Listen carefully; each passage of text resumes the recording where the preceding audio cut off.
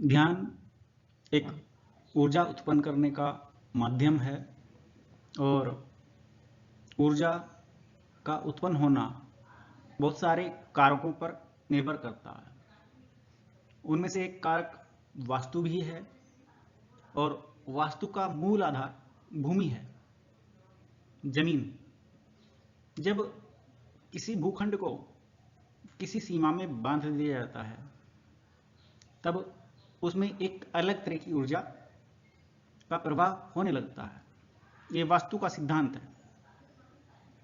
और इसी तरह से जब हम किसी कमरे में बैठ करके ध्यान करना चाहते हैं तो ये जरूरी नहीं कि हम उस कमरे में कहीं पर भी बैठ करके ध्यान कर लें तो हमारा ध्यान अच्छा हो जाएगा।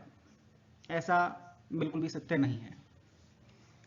उस कमरे के सिद्धांत को हमें ऊर्जा के सिद्धांत से जोड़ना पड़ेगा, या वास्तु का सिद्धांत तो लागू होगा ही।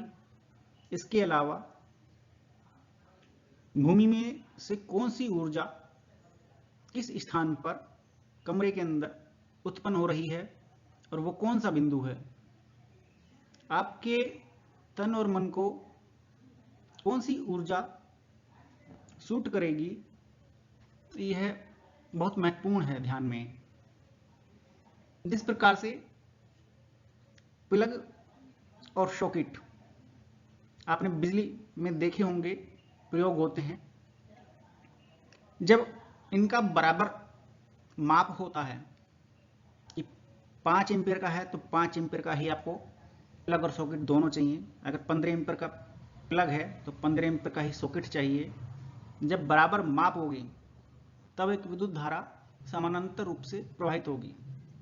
बिल्कुल उसी तरह से जब आप भूमि पर बैठते हैं, जब आप आसन लगाते हैं, तब आपको उस सही वस्तु स्थिति का निर्णय करना चाहिए कि कहां पर कमरे के अंदर ऊर्जा, जो हमारे 7 या 8 चक्र हैं, उन चक्रों के अनुसार प्रवाहित हो रही है और हमें किस चक्र को ऊर्जा देनी है।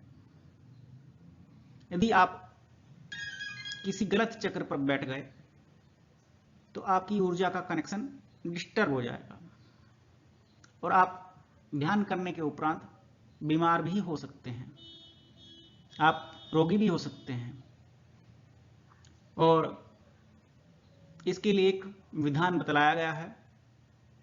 उस कमरे को 7 बराबर भागों में लाइनें खींच करके बांट लीजिए और उसको फिर एक विकर्ण की सहायता से उस कमरे के एक कोने से दूसरे कोने को मिला दीजिए।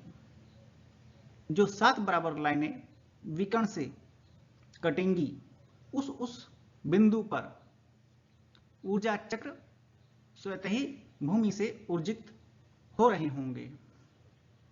आपको ये बिना गुरु के नहीं मालूम हो पाएगा कि मूलाधार चक्र या सहस्रार चक्र या कौन से चक्र पे आपको बैठना है। ध्यान ऊर्जा का एक बहुत बड़ा स्रोत है जो आपको बल प्रदान करता है।